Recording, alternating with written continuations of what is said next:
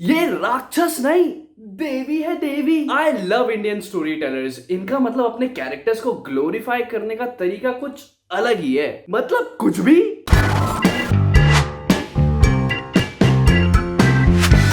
और दोस्तों, कैसे हो आप लोग? आई होप कमाल की जिंदगी जी रहे होगे।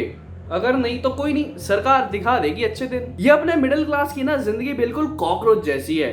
कितना भी रगड़ दो लेकिन वापस से मुंह उठा के खड़े हो जाते हैं। बस वही कहानी है शी सीजन 2 की। तो स्टोरी प्लॉट की बात करें तो ये रिवॉल्व हो रहा है भूमि, खुर्शीद आलम और एसीपी जेसन फर्नांडिस के अराउंड, जो कि मुंबई की सबसे बड़े ड्रग ऑपरेशन के किंग पिन नायक को पकड़ना चाहते हैं। अब वो कितना कामयाब होते हैं इस मिशन में, वो आपको शो देखकर पता चलेगा।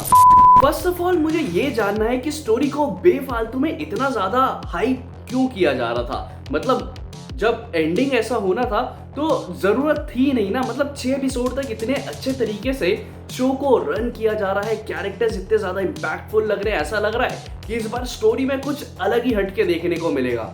लेकिन लास्ट एपिसोड इतना ज्यादा वेग एंड प्रेडिक्टेबल है कि आपका मूड टोटली डिस्ट्रॉय हो जाएगा। और ऊपर से जो मोरालिटी का ज्ञान मिला है वो तो मैं डिस्कस ही नहीं करना चाहता। यही नहीं, इसके अलावा लास्ट एपिसोड में कैरेक्टर्स पता नहीं कहाँ लॉस्ट हो जाते हैं, इसके बारे में तो हमको मतलब बिल्कुल पता ही नहीं चला। और हाँ, साथ ही एसीपी क्यों इतनी बदमाशी करने लगते हैं, मतलब बेफालतू में ही बदमाशी, कोई रीजन सॉलिड है ही नहीं इसके पीछे। Apart from this I love 6 episode का प्रोग्रेशन। उधर हम लोगों को पूरा का पूरा कैरेक्टर आर्क एंड ट्रांजिशन देखने को मिलता है। इवन भूमि का कैरेक्टर कैसे चटक रहा है एंड वाइल्ड हो रहा है, उसकी journey is totally intriguing. Her episode में ना उसका कैरेक्टर अपने माइंडसेट के टोटली पीक पर होता है। And the best thing is that कि उससे कुछ भी करा लो, उससे चूक्स के लिए तो मतलब टोटली रेडी होती है, क्योंकि उसका कैरेक्टर जो है वो फेक प्रोस्टिट्यूट भी है। बट आई थिंक उस चीज को इतना ज्यादा एक्सट्रीम करके दिखाया है कि आई डोंट नो कि रियलिटी में इतना एक्सट्रीम हो पाता है या नहीं। क्योंकि एक मिडिल क्लास की लड़की वो ये सारी चीजें करे, थोड़ा सा ना रिलेट कर पाना मुश्किल हो जाता। बट यू नेवर नो, क्योंकि मोस्टली क्रिएटर्स ये दिखा रहे थे कि हर ट्रेजेडी के बाद उसको एक स्केप चाहिए होता है और उसके लिए वो सिर्फ और सिर्फ सेक्स करती है। आई नो हर एक का स्केप अपनी लाइफ में कुछ और होता है, बट उसका स्केप था सिर्फ और सिर्फ सेक्स। बाकी के कैरेक्टर्स लाइक नायक का full fledged journey and insight हम लोगों को देखने को मिल चुका है, जो कि बहुत ही ज्यादा नीडेड था स्टोरी के लिए। And the best thing is that कि वो अल्टीमेट है।